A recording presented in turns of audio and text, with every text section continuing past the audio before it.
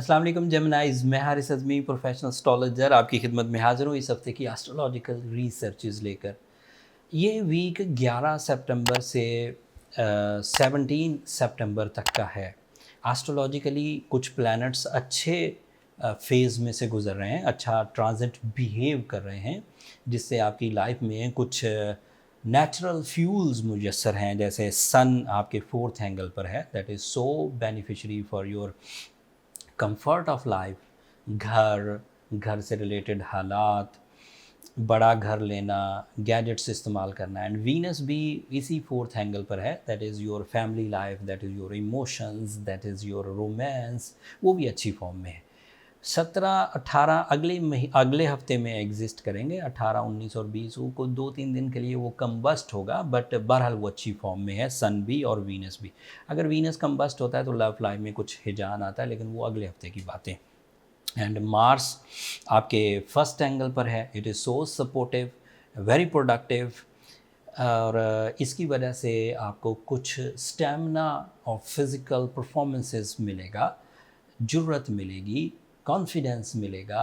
And उस तरह की चीज़ें जिसमें रिस्क टेकिंग वाला पहलू आता है, वो वाली चीज़ें मिलेंगी। अब ये 3 प्लैनेट अच्छे हैं, बट अनफॉर्चुनेटली इनके मुकाबले पर 3 प्लैनेट इस वक्त रेट्रोग्रेड भी हैं, जिनकी खबर मैंने सुनानी। 2 जुपिटर और सैटर्न तो जून के महीने से ही रेट्रोग्रेड चल रहा है।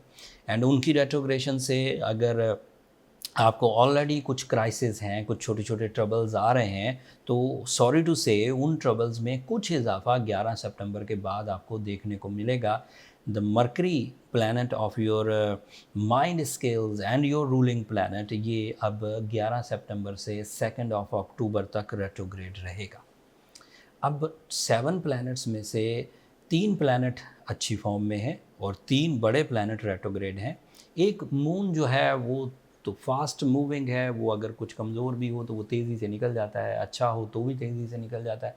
तो इस तरह ये सिचुएशन आपको डील करनी पड़ेगी। ये अब बैठे बिठाए अगले कुछ दिन इतनी अच्छे अंदाज से नहीं गुजरेंगे, so you have to careful.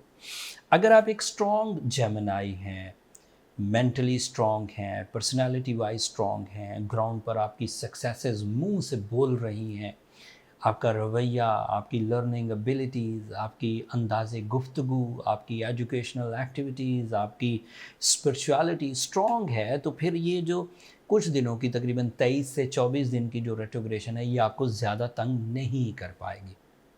But अगर आपका टेम्परामेंट पहले ही वीक है, अगर आपकी जो पेशेंस लेवल्स हैं, जो टॉलरेंस लेवल है, वो पहले ही ज़रा ज़रा सी बात पर उलझता है, तो it means in during the retrogression of mercury your natural ability will be decrease, थोड़ी कमज़ोर होंगी।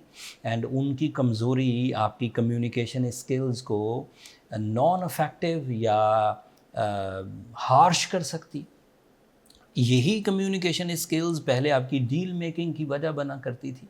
यही कम्युनिकेशन आपके लिए आप पहले आपका इमेज स्ट्रॉन्ग करती थी। अब अगर ये कुछ दिनों के लिए वीक है, तो ये फिर आपके लिए इमेज डिक्रीज़ की या डील सेटल ना होना, उसकी भी वजह बनेगा। मरकरी क्योंकि आपके फर्स्ट एंगल का भी रिप्रेजेंटेटिव है, तो वो अट्रैक्शंस जो नेचुरली आपकी सिर्फ जर्नल परफॉर्मेंसेस से आपको मिल जाती थी। एक आदमी सिर्फ बोल रहा है, अभी किसी की उसको उसको कोई अटेंशन नहीं, वो कोई दिलचस्पी से काम नहीं कर रहा, उसका जो नेचुरल फिनोमिना था वही लोगों को अट्रैक्ट करता था। अब 24 दिन के लिए वो नेचुरल फिनोमिना अवेलेबल नहीं होगा, आपकी नेचुरल अट्रैक्शन स्लो डाउन होंगी। फिर दूसरा, it is representative of your 4th angle also mercury. अब 4th एंगल की जो कमियां हैं, वो खुशबख्ती के तौर पर सूरज क्योंकि 4th एंगल पर है, वीनस क्योंकि 4th एंगल पर है, तो ये जो 4th एंगल की डिफ़िकल्टीज थी, ये आपको तंग नहीं करेंगी। तो आपको जो 4 शोबे डिस्टर्ब कर सकते हैं, मरकरी जिनको फ्यूल करके बैलेंस करता था, बस उन 4 शोबों का ध्यान रखना है। एक your personality, your natural skills, दूसरा आपकी एजुकेशनल एक्टिविटीज़, एंड तीसरा आपकी प्लान्स। माइंड की अपीयरेंस वीक होना, कम्युनिकेशन अपीयरेंस वीक होना आपके प्लान्स को थोड़ा डिक्रीज़ कर सकता है। तो आपके पास साइड प्लान्स होने चाहिए, बी प्लान्स होने चाहिए। एक तो ये पहलू जो इससे बचा सकता है। दूसरा, अगर अभी तक आपने ना मरकरी की रेट्रोग्रेशन के लिए कुछ इकदाम किया, ना सैटर्न की, ना जुपिटर की, तो फिर आपको एमरल्ड पहनना चाहिए। Emerald is a friendly stone जिससे इतनी रेडिएशंस मिल जाती हैं जिन रेडिएशन से इस तरह की टाइम ट्रबल्स को दूर किया जा सकता है। साथ में सूरज शम्स पड़ी जाए 5 दफ़ा एक दिन में, तो उससे स्पिरिचुअल वो जो खैर और बरकत है वो मुयस्सर आ जाती है। इधर से साइंटिफिक रेडिएशन, उधर से स्पिरिचुअल सेक्टर अगर मिल जाएगा तो चीज़ें ठीक हो जाएंगी। बट कुछ जेमिनी ऐसे हो सकते हैं जिन्होंने एमरल्ड पहना हुआ हो और दीगर रेमेडीज़ भी उन्होंने परफॉर्म की हों, लेकिन उसके बावजूद उनकी लाइफ स्मूथ एंड सिल्की ना हो। ऐसी सिचुएशन में वो अपना ज़्यादा टाइम एंड एनर्जीज़ वेस्ट ना करें।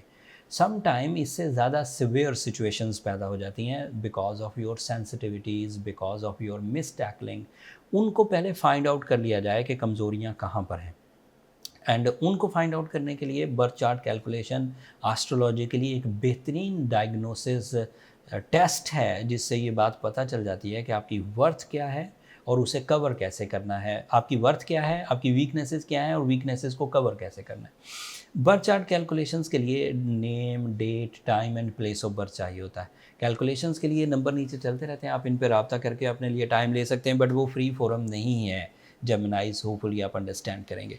जो प्लानिटरी पोजीशन इस हफ्ते है 11 सितंबर से 17 सितंबर तक, ये इस हफ्ते आपको ज़रा ज़्यादा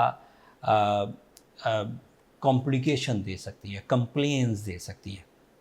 during the retrogression of mercury बंदे को भूली हुई बातें भी याद आने लगती हैं। वो कंप्लेंट्स जिनको उसने अपने सब्र से या अपनी कुर्बानी से, अपनी ज़ात से दूर फेंक दी। किसी ज़माने में किसी ने आपकी कोई इंसल्ट की थी, आप उसे भूल भी गए हैं, माफ़ भी कर दिया, लेकिन ड्यूरिंग द रेट्रोग्रेशन सीज़न वो फिर याद आने लग जाएगी। किसी ज़माने में आपको कोई गम लाहक था, आप कुछ रिग्रेट्स में थे ड्यू टू सम रीज़न, अब वो कई रीज़न्स हो सकते हैं, वो आप भूल गए थे, वो कम वक्त फिर याद आने लग जाते हैं during the retrogression season. These are the possibility, and ये डिफरेंट फेजेस होते हैं रेट्रोग्रेशन के। अभी वो थोड़ा सा पीछे को जाएगा, फिर स्टिल हो जाएगा, उसे मुस्तकीम सिचुएशन कहते हैं। एक जगह रुक, मतलब ऐसी सिचुएशन जब आपकी मूवमेंट और उसकी मूवमेंट इक्वल हो जाती है और ऐसा लगता है कि दोनों अब खड़े हैं। कोई भी प्लैनेट खड़ा तो नहीं होता, मूव तो कर रहे होते हैं, लेकिन एक पॉइंट ऐसा आता है जब आप दोनों एक ही स्पीड पर और एक ही लेवल पर आ जाते हैं। अच्छा, उस सिचुएशन में आपको ज़रा ज़्यादा तंगी होगी, फिर ये कुछ दिनों के लिए वापस पिछले एंगल पर जाएगा। These are all technical things, आपको इस पर गौर करने की ज़रूरत नहीं है। आपको सिर्फ अपनी कम्युनिकेशन पर, अपने प्लान्स पर, अपनी पर्सनैलिटी पर काम करने की ज़रूरत है। अगले 20 दिन आपका टाइम टेस्ट है। इफ़ यू आर स्ट्रॉन्ग आप इसको कवर कर जाएंगे। अगर आप वीक हैं तो कुछ कॉम्प्लिकेशंस आपके सामने आ सकती हैं, आपके सामने ज़्यादा आएंगी।